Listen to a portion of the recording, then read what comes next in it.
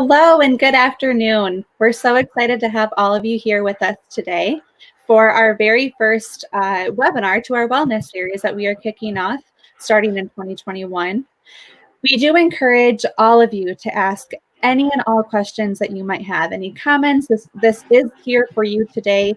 We're so excited to have Pine Rest with us and all of their information that they can provide. And we do hope you take advantage of asking those questions to get that information.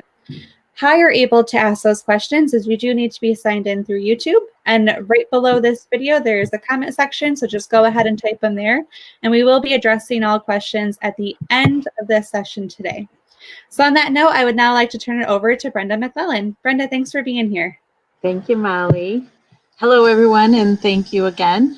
We are happy and thrilled to be able to offer this series that the Professional Development Committee of Traverse Connect has been working hard on. So following this session, we will be hosting another one for the next 3 months. So one each month through March. So today I have the distinct pleasure to introduce Christine Wilma. She's an MSCP, which is a limited licensed psychologist and a clinic manager for the Pine Rest Traverse City Clinic. She received her Bachelor of Science in Psychology from Wayne State University and has her master's degree in clinical psychology from Madonna University. Christine's history includes a private practice that involved individual and family treatment and psychological assessment of adults and children for ADHD, learning disabilities, memory difficulties, and diagnostic clarification. She has experienced treating and evaluating incarcerated individuals through the Michigan Department of Corrections, as well as managing programs in public and mental health systems. Christine has a passion for helping people through trauma and post-traumatic stress disorder, PTSD, and is certified in prolonged exposure therapy for PTSD. She also specializes in mood disorders such as depression and bipolar disorder. Christine joined Pine Rest in 2017. Thank you for being with us today, Christine. I hand this over to you. Thank you, Brenda, and thank you everybody for joining today.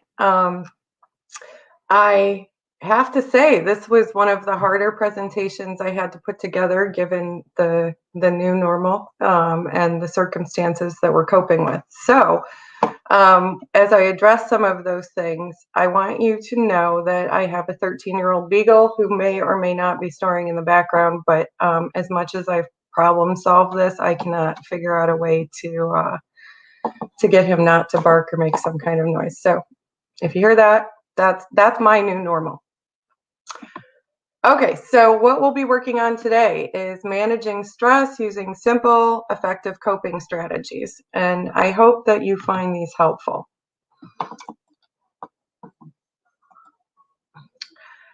One of the things that we need to know is that we need to manage our expectations.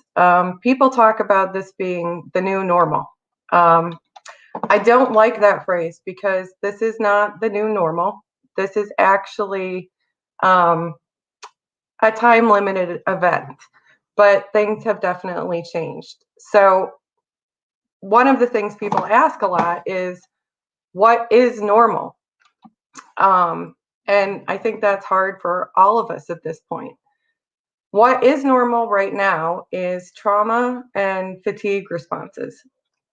What that means, or what you might be seeing at work, are things like more sick days, decreased productivity, burnout, and a lot of this has fluctuated since this pandemic started. So what happened was, for most people, is back when all of a sudden we get hit with the shutdown orders, everybody's kind of like operating on this adrenaline. Everything's new. You have to switch processes really quickly. You have to switch kid schedules. Everything is different, and it's like constant change. And that, in some ways, is a little bit easier to manage than what we're dealing with now. part of that is because of the adrenaline response. So when you're constantly managing change, even though it's high stress, you have a whole bunch of adrenaline and other hormones and chemicals that are sort of pushing you along. And we had that for a while. Then summer came along and things are a little bit different because the weather's better and there's just a little bit less stress in terms of managing maybe kids' schedules, and there's more ways to decompress. I mean, we have a lot of water, we have a lot of lakes and nice places to go. And then we headed into fall, and fall started out kind of tedious. And then what we've seen a lot of over the past 2 months is people getting increasingly expressing that they're increasingly feeling sort of at the end of their rope, that they're drained. They don't know how to handle the next thing. Thanksgiving hit people pretty hard, I think, because we had the new order, and one of the crucial components of being human is being able to interact with your family and friends and eat. I mean, that's just it's a primal human thing. And I think what was hard for a lot of people was figuring out holidays and who you can see and who you can't see, and managing some grief. We're losing, I know my kids were especially upset. Halloween was disrupted. Thanksgiving, usually there's a lot of people and they're like, these don't seem like real holidays. So given that, I think it hit people really hard. And now we're coming into more holiday seasons with, this idea of what do we do, how do we join together, and how do we get through this? So that's what we're hearing a lot of. The other thing is, it's a little tricky when you're in mental health. One of the things that you do is you try and assess if somebody is having symptoms, and symptoms are something that is not within the normal range. They're part of a disorder. When you have something like a pandemic, though, symptoms are not necessarily part of a disorder. Anxiety is really prevalent right now. It'd be kind of weird if you didn't have it.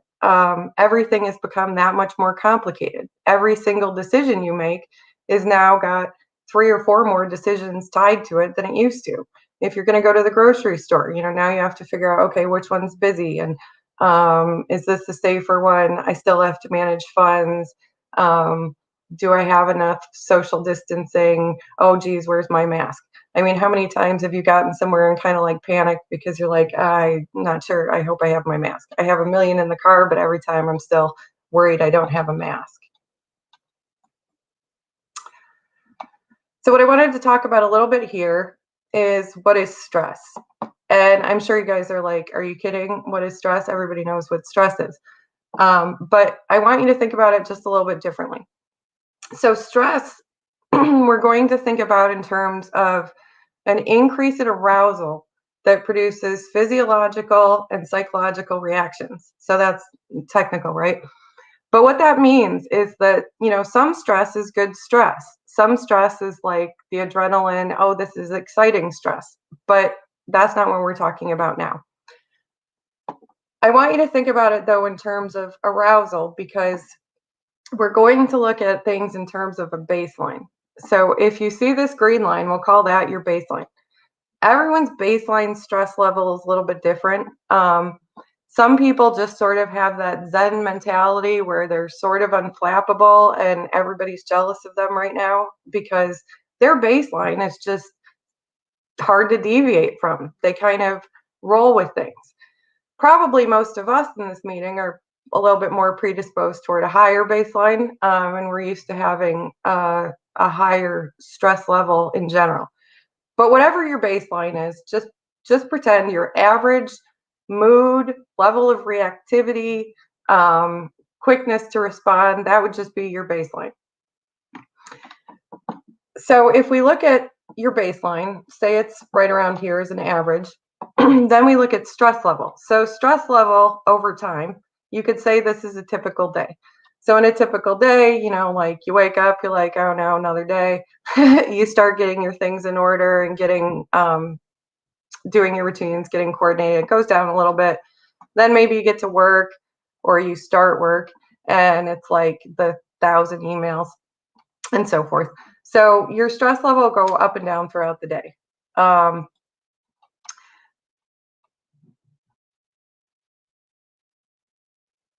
Part of the reason that I want you to think about this in this manner is because stress is what happens when you perceive that you're under some kind of pressure.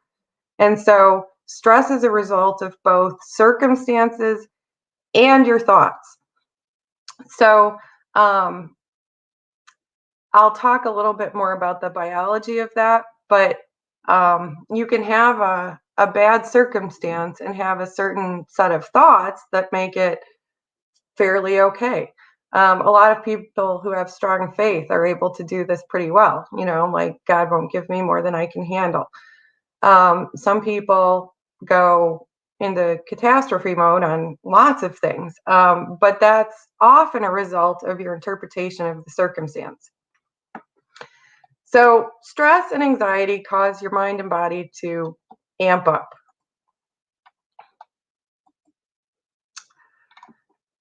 The basics of this go to your nervous system. So the nervous system, also known as the fight, flight, or freeze response, that's what happens when you're faced with something that's immediately scary. So if you run across a bear in the woods and you're not prepared to deal with the bear, you weren't expecting the bear, you could do one of these three things. Actually, your brain processes that before you have a thought. And so that's something interesting to think about because your brain will process that threat and react before you can even actually recognize what that threat is. When you have periods of long-term stress, like we do now, say in a pandemic, just for example, then your nervous system can become a little bit overactive in general. And that's where you're going to have an increase in your baseline. One of the reasons this happens is that your body will produce cortisol or adrenaline and other chemicals over time. And those are good in the short term, but in the long term, they can increase your chances of developing things like cardiovascular problems, diabetes, depression, long-term anxiety. There's some correlation with dementia, potentially. There's a lot of bad things about long-term stress, and none of this is probably making you less anxious yet, but it will. So just to give a brief rundown here, this is a really complicated graph, but you have your sympathetic nervous system and a parasympathetic nervous system. And I'm going to teach you how to calm both because they do correlate to each other. So your sympathetic nervous system is what is going to be activated when you're sensing danger. This is the part of your body that doesn't think. This is a physical response. So your sympathetic nervous system is the thing that gets you ready to fight or flee or potentially freeze. So it'll do things like, it heightens danger awareness and reactivity. Well, that's what happens when we're anxious, right? We start looking for, okay, what's the next thing that's coming? And it doesn't have to be an actual danger. Nothing as concrete as a bear in the woods, but it does mean that there is a threat to your well-being. So what it'll do is all these things like one of the things that's notable here is the suppresses rationalization. So that means like that part of your body will react without thinking. That's what it's designed to do. It'll also do goosebumps or sweating. It'll inhibit digestion for a little while, tightens blood vessels, relaxes the bladder. That's why, sometimes, there's that phrase that they can get so scared they peed their pants, right? That does happen, and that's why. Now, these things, are the extreme versions of what happens in a crisis, but we're all experiencing a lot more of this because of the stress of the pandemic and everything that comes with it. So I would say that most people's immune systems are down. A lot of people aren't sleeping very well. Things like muscle tension or not being as interested in activities that you were. It's because your body is preparing for threat. All right, on the flip side of that, you have a parasympathetic nervous system. And this is more of where your mind comes in and the thoughts. So if you see here, this one restores rationalization. So it will pull you out of the stress response and more into a normal thinking, sort of healthy state of being if there's no threat. This one, you see normal sensory perception instead of, this hyper awareness. Slows your heart rate, stimulates digestion. Those are all the good things. And so I just want you to be aware of that, because when we're talking about parasympathetic and sympathetic nervous systems, the idea is that we're trying to move away from threat responses and calm down everything. One way you can do this is tracking your moods throughout the day. If you do just a simple scale of 1 to 10, there's different charts, but you could do a scale of 1 to 10 of 5 moods, happy, sad, anxious, whatever. And then you would just rate what you're feeling. You would start noticing over time, like, okay, so if I was a 5 yesterday on anxiety, and I feel like a 5 today, but then I sit there and I kind of think about the circumstances and are they really the same or that much different than they were yesterday? You can start kind of fine tuning it and getting to recognize your emotions a little bit better. When you do that, then you can kind of, you'll be better able to say, all right, what am I feeling? Why am I feeling this way? And what can I do about it? Sometimes it's really hard to do that. A lot of us have worked hard to suppress feelings because it's unpleasant. We don't want to feel anxious, and we don't want to feel sad, and we don't want to feel like things are out of control. So we try just not to feel it or think about it at all. But one of the problems with that is, for instance, if I said, don't think about a purple elephant, like whatever you do, just don't think about a purple elephant. What are you thinking about? Probably the purple elephant that you're trying not to think about. That's what happens with emotions too. So the things that you try to shove aside tend to seem to resurface if we don't deal with them. And that doesn't mean that you have to sit there and ponder them forever. It's really just a matter of noticing it. Okay, I feel kind of sad right now, and it's because this. Acknowledge it, then it's a little bit easier to let go.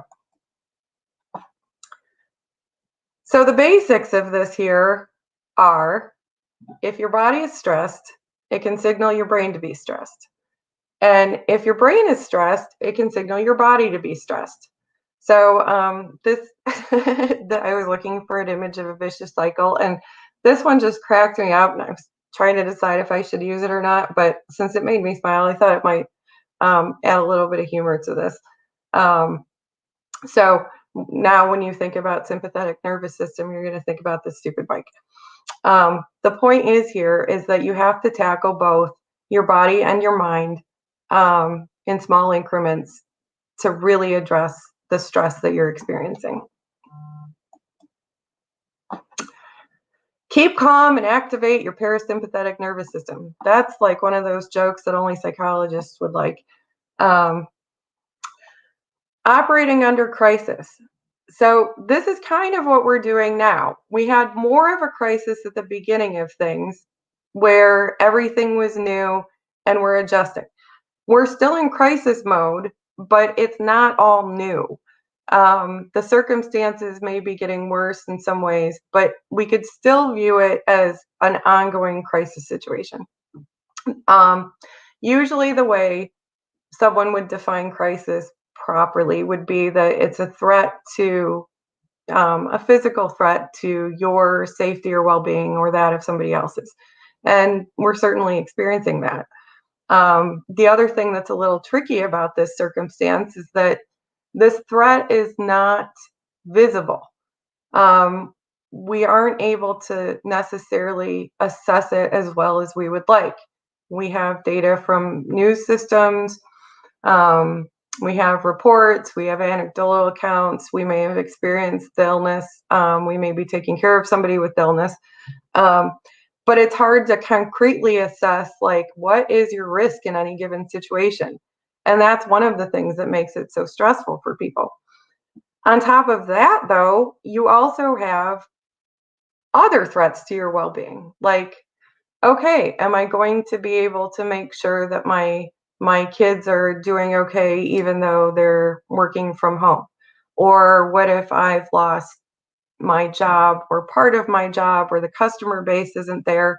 You know, you have financial stress. There's all kinds of stress that goes along with this aside from the actual stress that's at the heart of it.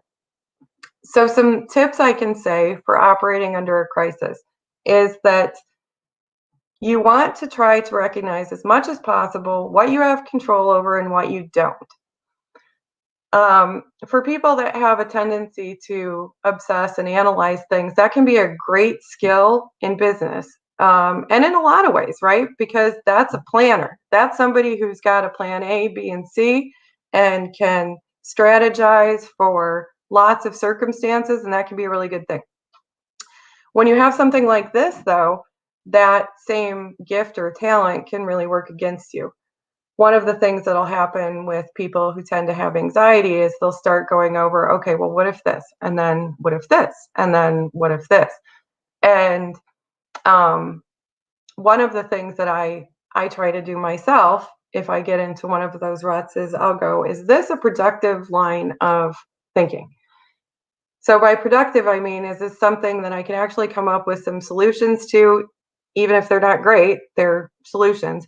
Or is this something that I really have no opportunity to change and I've come up with all the solutions I can and I just sort of need to accept it? So that's how I view productive and non-productive for anxiety. There's a lot of things we don't have control over right now, more than ever. And it's unpleasant to recognize that. But on some hands, if you can recognize some of those things and take control over the things that you do have control over, you'll be in a better spot. Prioritizing what needs to be done. So if there's a crisis going on, say your house catches on fire. If your house were to catch on fire, the first thing you're going to do is you're going to find the living things in your house, the people, then maybe the pets, and get them out. If you think that there's just a small fire in this one area, you know, you may also grab that one picture album. But the thing is that you're going to prioritize what you need to do or triage it. In this situation, one of the things I think that people are struggling with is that, like I said, everything takes more time and more decision making than it used to.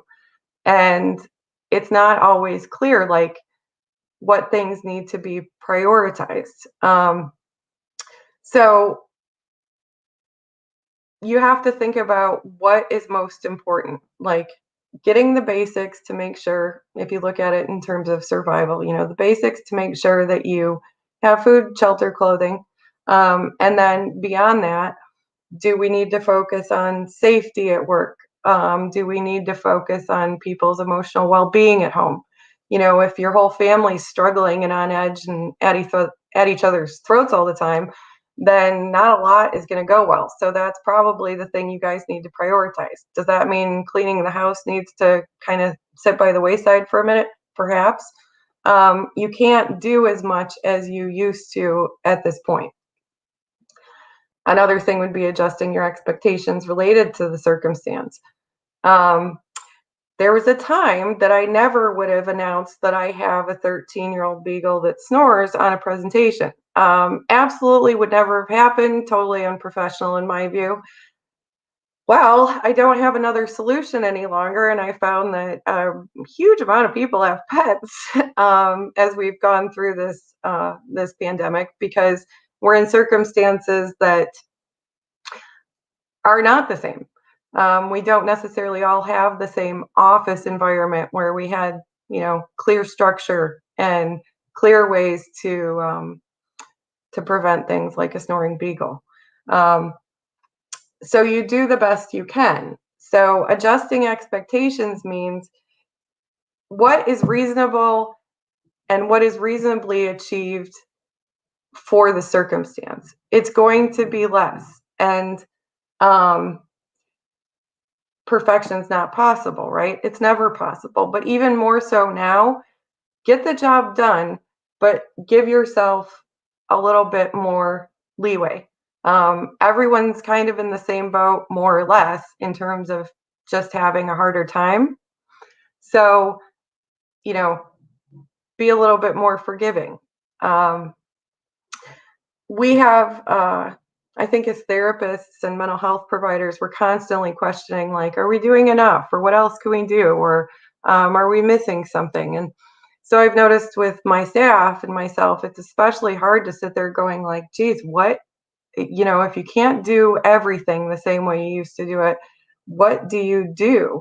How do you operate in a way that's still helpful, but isn't, it's not as easy to coordinate services. It's not as easy to do a lot of things. And so you have to kind of think about things and decide, like, all right, these are the main things that need to happen, and these will make things run effectively. And some of the other stuff can sort of wait. So when I say be forgiving, it's be forgiving of others, and stop judging yourself so much. Like I said, everybody's in a weird spot. We're doing these meetings, so many of these meetings this way now. Would you ever have imagined that we would be doing as many of these all the time from home a year ago? No. The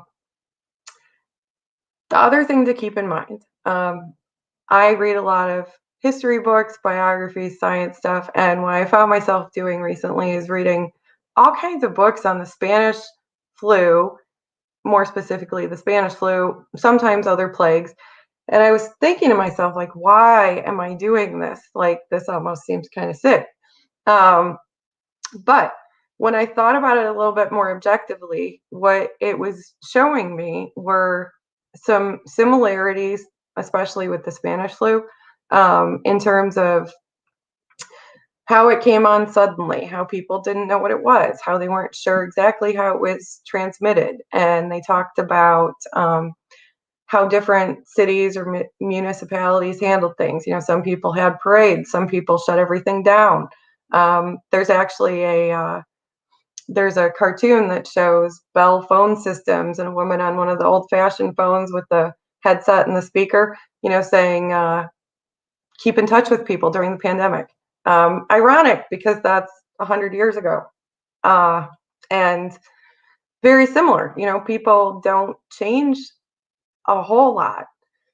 So it taught me some of the ways people had responded and some of the things that were effective overall. But I think one of the biggest things that it's done for me is given me the perspective that I just came to not too long ago, that those are events in the past. And although they seem to drag on for a really long time and people didn't know when they would end or if they would end or how it would end, it did end.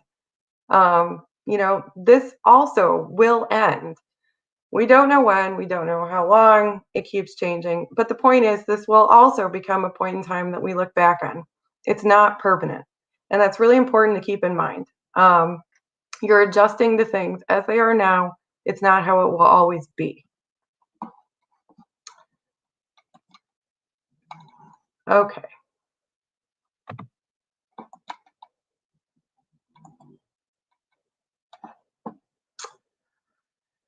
So I'm going to give you some rundowns of very basic things that will help if you're thinking about managing stress in terms of reducing baseline. There's a reason that people develop routines. There's a reason that the military builds routines. Routines put your mind and your body on autopilot. So if you have a routine, you get up in the morning and you might, my routine is usually like stumble silently across the kitchen, make the coffee and stand there, wait for the coffee.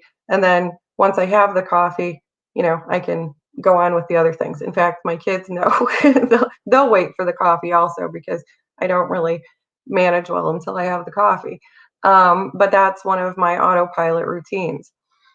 But routines free up space in your mind for problem solving and unanticipated events. So when you have a routine and like, okay, so after work and after school, we do homework, we make dinner, and then da da da da da. It takes the guesswork out of it. It takes the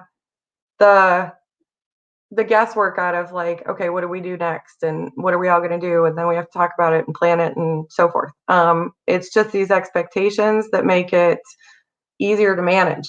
And also knowing what to expect brings comfort to people.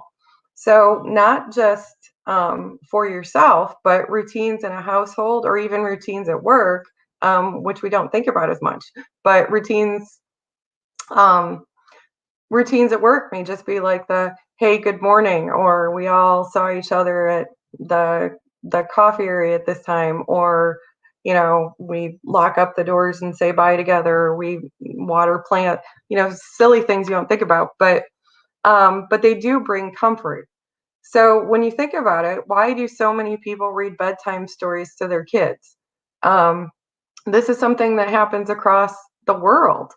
And the reason that people do that is because bedtime stories are part of a routine that signal we're getting settled down, we're calming down, we're preparing our minds for sleep. And I wrote in here, sometimes it works for kids too, because I'm not sure sometimes if it doesn't prepare me for bed more than the kids, but it's part of a routine that starts setting your mind up for knowing what's expected, and that can ease a lot of your stress. So bringing some structure to chaos.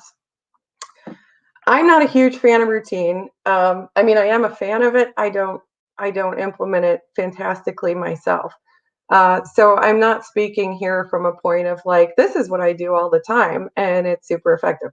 None of us do exactly what we know we should, but I am taking it more seriously as this happens because I know that it helps. The most important thing I can say, that if you were going to make one adjustment and make one thing routine in your daily life right now, I would say that it should be sleep.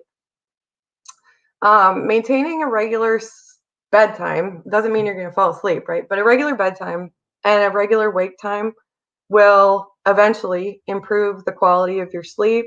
It enhances mood, and it can help a lot of the effects of seasonal affective disorder. So I will talk a little bit more about seasonal affective disorder later, but any of us that live in northern latitudes and farther away from the equator, we all notice how early it gets dark out. And a lot of people really struggle with the daylight savings time shifts.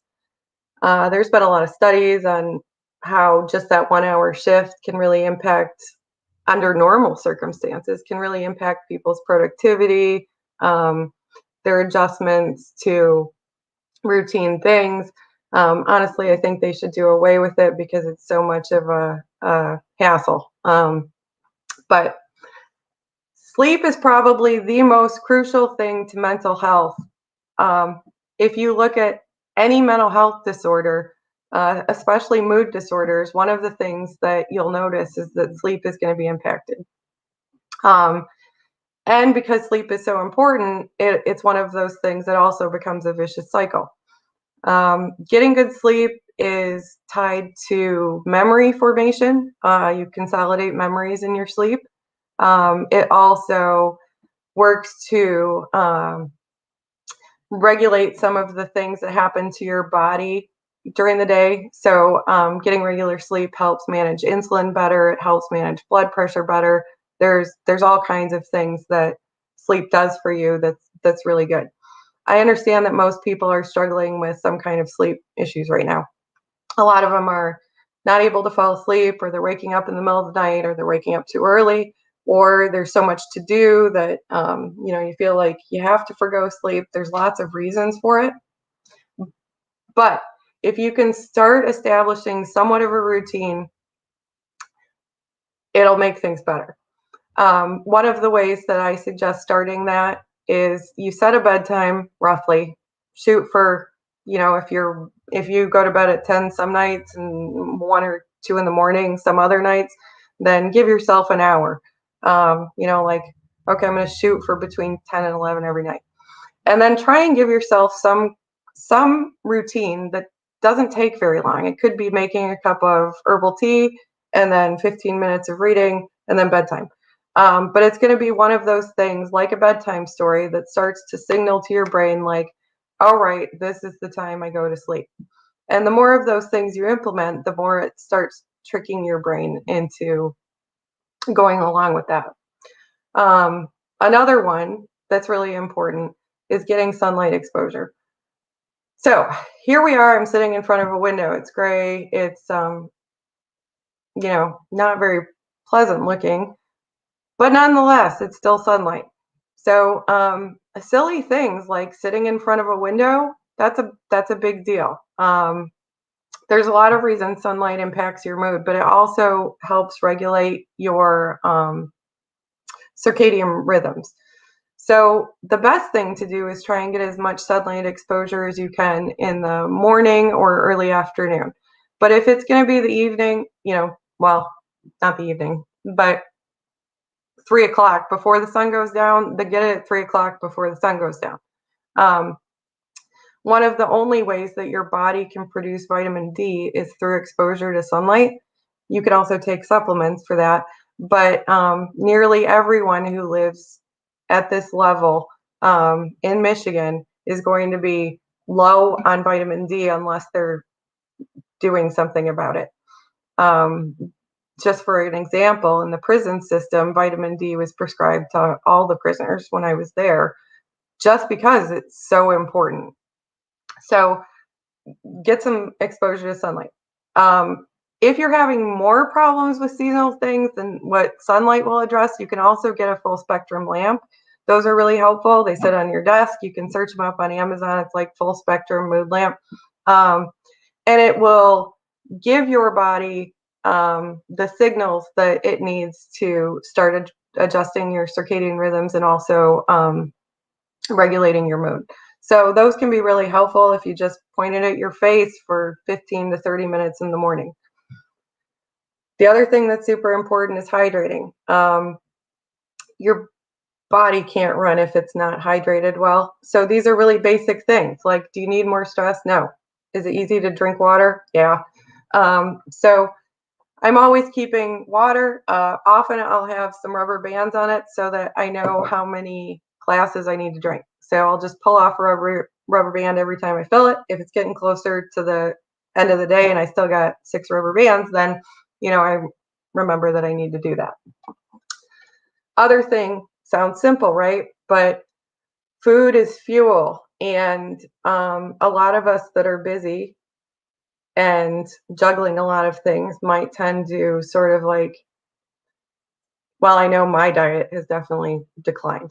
You grab what you can that's quick, an apple here, maybe a candy bar there. And what I would suggest is trying to actually make sure you take a lunch break if that's feasible. If it's not feasible, even if it's only like 10 or 15 minutes, but if it's not feasible, then make sure at least you're eating a regular dinner or some regular meal. Remember that food is fuel. So we're going to tend to crave carbohydrates during stress and other things that bulk up and increase our serotonin. So carbohydrates have this direct link where it's like they release feel-good chemicals for most people. So it's important to try to remember, like, hey, I should eat something healthy with a vitamin every now and then. Exercise, any small bit adds up. So I'm not saying you have to add like some, go get some equipment and full on go into some routine. These aren't New Year's resolutions. This is just adding things that will help. I think of them in my mind of like 5% measures. So if I do one thing and it helps by 5%, 5% might not be a lot, but if I do another thing and it adds another 5%, well, now I'm up to 10%. That's better. So just any of these little things that you can add that improve things will add up. So going for small walks, there's a lot of research that being in nature, as well as movement, can be as effective as antidepressants in some cases. That's absolutely true. There's research about what environment you grew up in, whether it was more of a urban area, or if it was an urban area, if you had access to nature or not. There's a lot of research on that and brain development. So, and mood. So if you can get out and just even go for a 10-minute walk here and there, that will be really helpful. The other thing that I'm trying to do, a lot of us, I think, struggle with, like, does it seem okay to take any time to do something I like to do that's not productive just because I like to do it? I think a lot of us would view that in the normal world as being selfish or frivolous or any of those things. But what I'm saying at this point is that it's not selfish or frivolous, it's necessary. And the reason it's necessary is because, like, if you were on a plane, the first thing they say in danger is put the mask on yourself and then help somebody else, because obviously if you don't get the mask on, you're going to pass out and you're no help to anyone else. It's sort of the same thing here. If you can't keep your baseline at something steady, somebody's going to have to save you, or maybe not. So it's much better if you can find ways to mentally relax. And I would just set like 15 or 10-minute timers. I'm just going to do this for this long. It could be word puzzles, some kind of project, reading, writing letters, baths, whatever it is, just some small thing that's for you that helps you reset. So like I said, building a routine that works takes some initial diligence until it becomes a habit. But if you just can try one or two of these things, experiment with which ones help you the most. But I would say that probably the sleep, sunlight, exercise, and food, those are top. Okay. So these are other just kind of quick, mindless ways to reduce stress. Make lists. So when you make a list, you're taking it out of your head of like, gotta remember, oh, and this, all those things.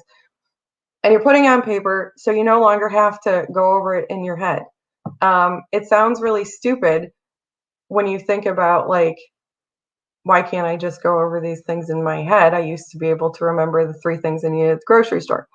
But this isn't a memory test right now. This is getting by. And I find that it is so hard to get by if you don't make lists. I have a running list I make in the morning of things I need to accomplish for the day at work. Sometimes I get to all of them, sometimes I don't. Usually something else gets added, and then cross them off as I go.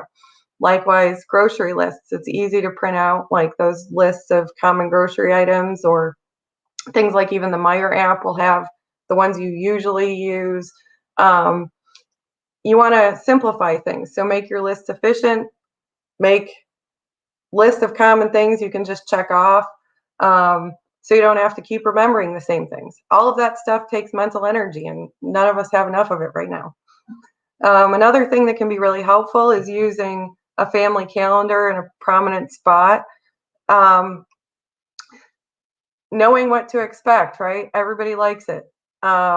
People don't like uncertainty. We might like adventure, we don't like uncertainty.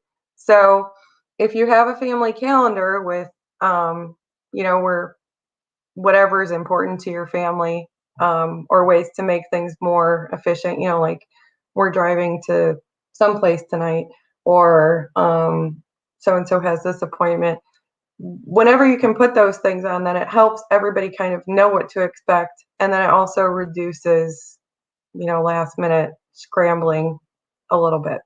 The other thing you can do is declutter.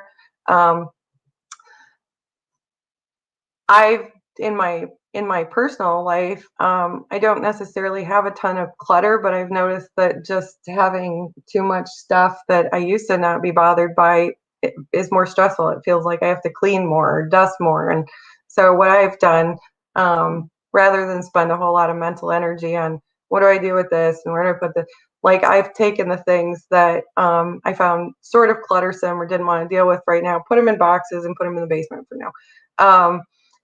It at least clears up some of the mental space for me. I can go tackle the box at any point, or not, but at least it's not on my mental radar. The other thing is keeping commonly used items on hand and considering like auto or scheduled delivery options. I've done this forever, but I always have like cat litter delivered and dog food because they're usually big bags and they're heavy. Same thing with paper towels. Like I don't want to burden my trip with these huge items that I can have delivered for free, and sometimes cheaper. So setting those up can also reduce stress. So when we're talking about those things in the baseline, the idea is to bring stress level down at various points throughout the day. So we have that red line of a typical day. One of the things that you could do, or what I suggest doing, is whether you notice you're feeling stressed or not, try and take some of these 5-minute interventions throughout the day to just start bringing your baseline down. So if you get to this point, right, and you do some kind of intervention where this little star is, then instead of getting up to here, you get up to here and it goes down. And then say you're getting more stressed, so you do another one of those little interventions, then you don't get up to here. The idea is that you just want to try and bring it down throughout the day. If you get up to here during the day, and your heart's racing and you're like, one more thing and I'm going to blow, or you're broken down in tears in the bathroom, then, that's what we want to avoid. It also makes it harder to deal with the next thing when you're maxed out. So rather than view it as like this huge task to de-stress, if you can just break it up into a couple of these throughout the day, you're going to bring it down naturally. And that's what I'm encouraging. Okay, 5-minute de-stressors for your body. The best one that I know of, and one of the ones that works for me fantastically, is picturing this triangle. It's super simple, but it really works. And part of that is because if you picture this triangle, you have 3 sides, and you inhale, count, hold it, and then exhale. And you picture a 1, 2, and a 3. It will trick your nervous system into relaxing. Part of the reason for that is that when you're anxious, you will start breathing more shallowly than you normally do. If you actually start hyperventilating, then at some points that can feel like an extreme sugar low, because it adjusts some of the oxygen in your body, and then that can even take like half an hour to recover from. So you may not even realize you're breathing shallowly or hyperventilating, but you could be. So doing this at any point during the day is a good idea.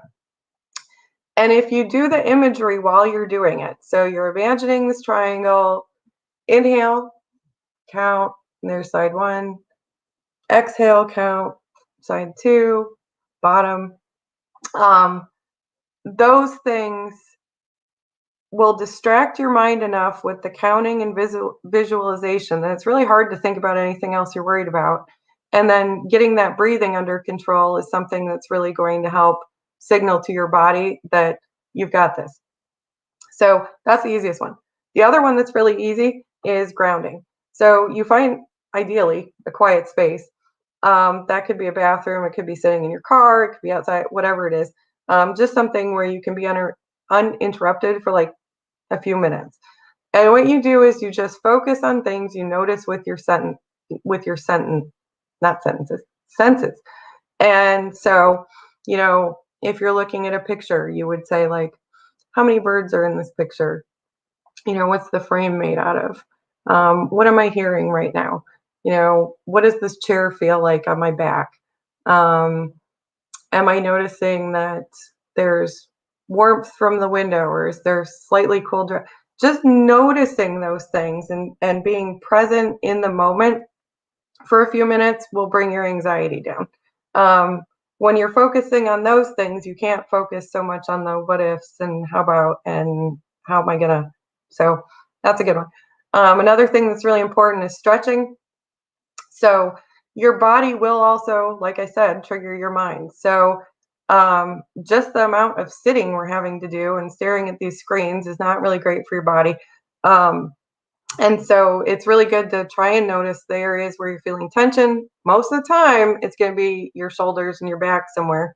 So just doing stretches, just every now and then, noticing like, okay, I'm getting some tension here. 5 minutes of stretches, that can help. Another quick trick, warm shower. Warm shower will, there's lots of reasons that will trigger your body to calm down, but it does. And the other thing is a quick walk outside, 5 minutes, 10 minutes, anything to switch up your environment and think about something else. So those are for your body. Calming the mind. That's a lot harder, I think. So these are small things that I have found more effective for people lately. Doing little things like word puzzles or Sudoku or, crosswords, stuff like that. Because you have to focus on the task, and the task is not, you can get mad at a crossword puzzle, but it's not stressful in the same way. Some apps people have really liked and I found good are, for instance, Calm or 10% Happier. The Calm app does guided meditation. So meditation is basically focusing on something and sticking with it and noticing stuff. So there's a lot that goes into that. And I have a hard time doing it because I'm constantly going, oh yeah, no, I'm not thinking about my breathing again. Oh, I should be thinking about my breathing. Why am I judging myself? It gets into that. You have to get a lot of practice in. Some people are better than others, but the nice thing about the app is it breaks into 10-minute sections and they talk you through it. And it's really relaxing. So I think like the third time I did it, I fell asleep within 10 minutes. That's odd. So I would suggest looking at those. Another thing that's been proven to increase people's happiness is writing a gratitude list. If you sit down and write 5 things that you're grateful for that day, it helps you focus on the positive and also realize the things that, not just that you're grateful for them, but like also recognizing, that the things that could be worse that you're fortunate to have. That can be really helpful. Another one is self-affirmations. A lot of times we don't do this so much, but like I said, we're going back to basics here. So, um, going, hey, I'm doing a pretty good job with this one thing, or I know that I am a good person, or I'm thoughtful, or whatever it is. Try and remember those things about yourself. Why do we say to dogs like, "Oh, you're such a good boy"? It makes them happy. Why don't we do that for ourselves? Like that internal dialogue that's going through your mind all the time. You might as well make it happy sometimes. The other thing that's really effective is noticing when people do nice things or complimenting them sincerely. Especially when things get stressful like they are now, we'll find that we're focusing on the negative. And so it makes somebody else feel good. It'll make you feel good too. Smiling. All right. So smiling, even if you don't feel it. Here's why. They did research and they took people and just had them put a pencil in their mouth like this. And they would rate their mood before and after. And what they found is, even though nothing had changed, and they might have been even in a really bad mood beforehand, they found themselves in a better mood after doing that. And why is that? That makes no sense. The reason that is because putting a pencil in your mouth forces your facial muscles to make something that looks like a smile. And what that meant is that, as you can see, your body can impact your emotions. So just putting on a smile can improve your mood. Likewise, they found some research with Botox. If they did Botox paralyzes certain muscles, which gives fewer wrinkles.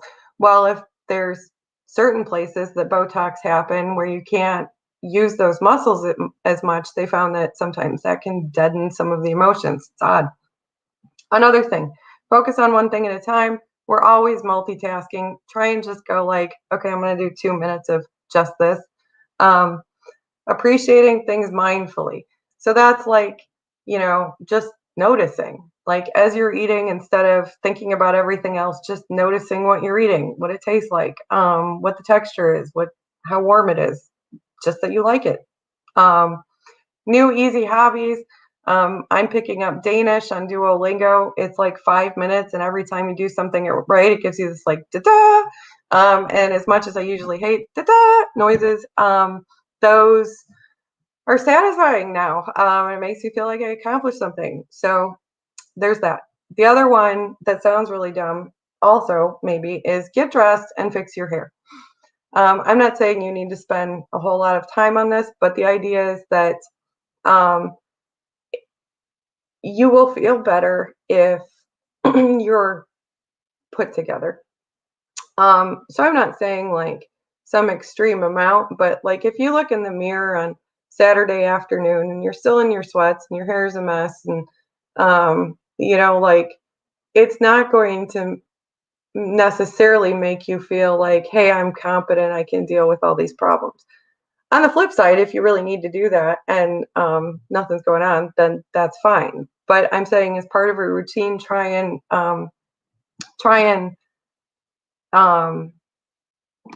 make yourself feel good. Things that are important, more or less of. So more, connect with people. Yeah, well, that's hard to do now. So what you should do is thinking about virtual meetings, phone calls, letters, mailings, volunteering. Volunteering can consist of lots of things that won't expose you. Other things are pleasant distractions. Maybe instead of disaster movies, you're going to focus on humor or music, reading, but reading unrelated to like current events. So not magazines or newspapers, but some other kind of reading, or prayer or spiritual endeavors. Things that you should do less of. Try and limit your contact with people that are draining. So politely set boundaries, but set them. Or designate times for them if you can that you're going to be able to manage it with less of a stress reaction. Also, I suggest limiting exposure to news and social media. Check in enough to kind of know what's going on. Don't obsess over every new detail. Also, don't obsess over things you have no control over. If you really don't have control over it, then there's not a whole lot of point in thinking about it. So focus on the things you can address and avoid overcommitting. Like I said, everything that we're doing now is taking that much longer, that much more work. So lower your expectations of yourself and others. So the last thing I'm going to talk about quickly is seasonal affective disorder, holidays, and isolation. I call it the dark trifecta. All right, so here we are now. Seasonal affective disorder is like hibernation gone very wrong. So you're oversleeping, low energy, low mood, craving carbohydrates. You could be sad, depressed. All of these things tend to make you more isolated. It's really common in northern latitudes like ours. It's more common in women, but common in men. And you'll notice that you have those feelings and then they start to abate as maybe the next time shift happens in the spring. So those are indicators of that. Those things also can make you more isolated. You know, if you're not feeling well and you're oversleeping and you don't have energy, then you have less time to reach out. In addition, cold weather, snowy conditions, that can make it harder to do things.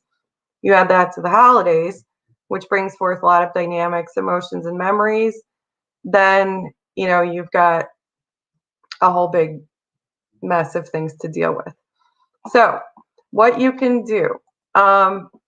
The routine thing is really important for seasonal affective disorder, and getting the sunlight and so forth. If you're finding that it's getting worse and your thinking is getting, you know, more hopeless, more anxious, more depressed, you can't muster up the energy as much as you try to, then you're going to want to talk to somebody, a professional. So you could see your primary care, see if they have any recommendations, check your blood work. You can also make an appointment with a therapist, or I would say probably therapist first, and then they can assess if psychiatry would be helpful. But you would want to reach out if you're noticing that. As far as holidays, try and manage your expectations, and allow yourself to feel the mixture of happiness and sadness that this one's bringing. I noticed there's a lot more Christmas lights up this year. I think it's because it's one way we can express something that doesn't hurt anybody or risk hurting anybody. So if you're experiencing those things and you're not finding them manageable with the tips that I talked about, then it would probably be a good time to reach out. This last page here, I have some resources. So Pine Rest, of course, if you're thinking that you need help managing any of these things, or someone in your family does, you can go to the website and it'll say schedule an appointment. You can also call this 800 number. We have psychiatry at our local clinic, but also Pine Rest has a psychiatric urgent care at Grand Rapids if needed. United Way, if you text 211, they'll ask like your zip code, and then a couple other questions, and then it can give you lists of resources for all kinds of things. And another thing here is the National Suicide Prevention Hotline. You know, you can share that with people that, or use it if you find yourself in a really bad spot. It's much better to call somebody. Emotions, although they can feel permanent, they don't have to be. So, questions? Oh my gosh, Christine, I feel like I just had my own one-on-one session with you, because you offered me the opportunity to give myself permission to be kind to myself, and all of the others that are listening. So I'm just so thrilled to be here and able to listen in. So thank you for taking the time to do that. We do have some questions. Do you have time to answer them? We have a handful. Yes? Sure. Okay. All right. So the first one is, do you have tips for separating emotionally and mentally from work, considering we live in our offices now? Yeah.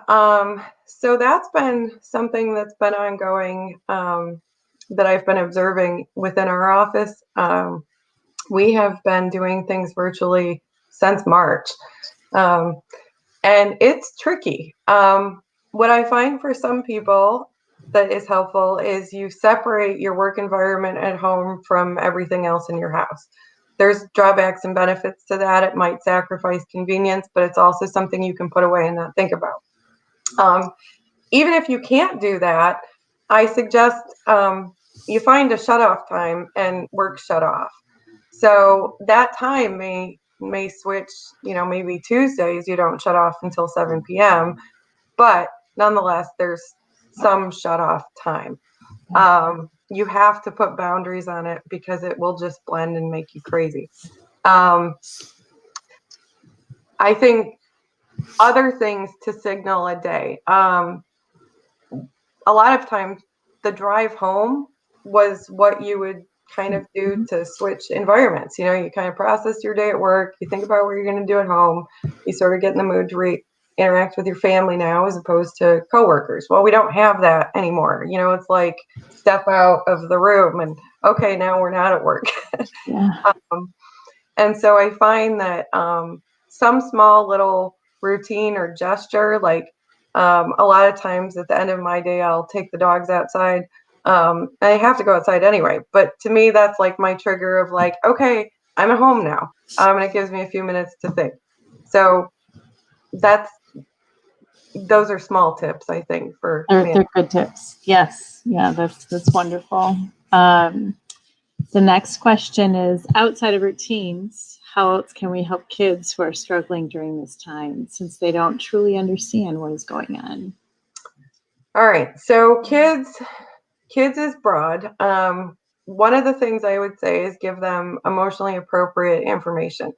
So you don't want to scare them or make them more anxious. You also don't want to leave them completely in the dark. And there's, you have to use your judgment on where that is for what age kid.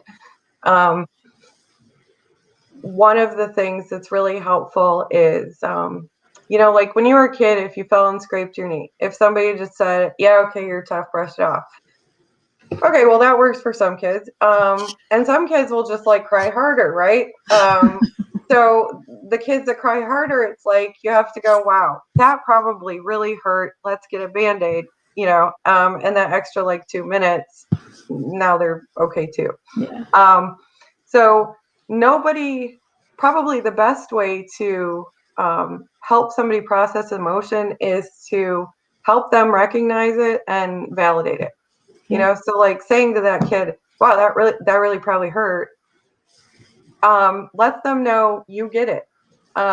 So depending on the age level, when they're little, you kind of guess what they're thinking and see if that's right. When they're older, tell me how you're feeling, if they can do that. Or just commenting like, yeah, this is really hard. Thanksgiving this year is different. It's just us. But we have all this great food, Right. Yeah. So validating, but also trying to express that this is temporary. This won't be forever. And for kids, it does seem like forever because it's a lot of their lives. Mm-hmm. Sure does.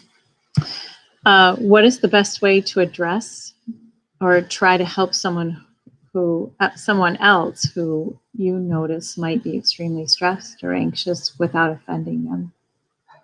Yeah. Okay, so I'm going on the assumption that this is a person who would be offended if you said, hey, I noticed that you're really anxious and maybe you want to do something about it. Okay, so I would suggest some conversational ways of addressing things like, for instance, oh, hey, I just found this app and I hate meditation, except this guy talks you through it and I fell asleep the other day. Have you ever seen this? Do you know anything about it? You could do stuff like that. Or if they're anxious and they're with you and bothering you, you could say something like, hey, do you want to go for a walk? I was just, and you set a parameter like, Yeah. I'm on this task of going for walks quietly, but just counting the number of birds I see. Do you want to go with me and do that? So you basically are providing suggestive interventions. That's a good one. I like that one because you are setting a boundary where you're giving them the opportunity to check out. Right. And they don't have to talk. Yeah. Yes. So the other thing though is if they actually need help beyond what you can provide. Sometimes it helps to just sometimes things like small self-disclosures work well, like, wow, I was really struggling at one point. I found myself like this, I was just wondering if you were feeling like that at all, because I noticed this one thing that's not overly threatening, like I've just noticed you're not as talkative or anything I can do to help. It's tricky. Yeah. Yeah. Well, and finally, the last question is Pine Rest, I'm assuming, because you added it to your last slide, Pine Rest will be taking on new clients during this time. Yes, so we still have openings. So what happens is you would either call the 800 number, or you can go through the website. And the way it's set up now, because it's virtual, you can get one of the people at our local office, or you could get somebody throughout the state with Pine Rest, so that we can increase the quickness with which you're treated. And we do designate that by specialty. So whatever issue you're having, we find somebody who's a good fit with that. If you'd prefer to have somebody local, because when this ends, you'd like to see them in the office at some point, then you can say, like, I'd prefer to have somebody local, or I'd prefer to have somebody who knows what Traverse City school districts are like right now, or whatever it is. If you don't want that, then you can say that too, but they will give you options. Same thing with psychiatry. I don't think there's I think we're actually, at this point, I think we have more openings for psychiatry than we do for therapy, for the moment. But yes, there's openings. All right. Thank you. Thank you for your time today, Christine. And to all those that were able to join us, this has been recorded and it will be on our YouTube page forever and ever. I think I'll probably be checking in with that about once a week. It's been really great to hear the tips that you provided to all of us. Thank you so much. Well, thanks for the opportunity. I hope everyone, recognizes their own strength, and we'll all get through it. Mm-hmm. That's true. Thank you, Christine.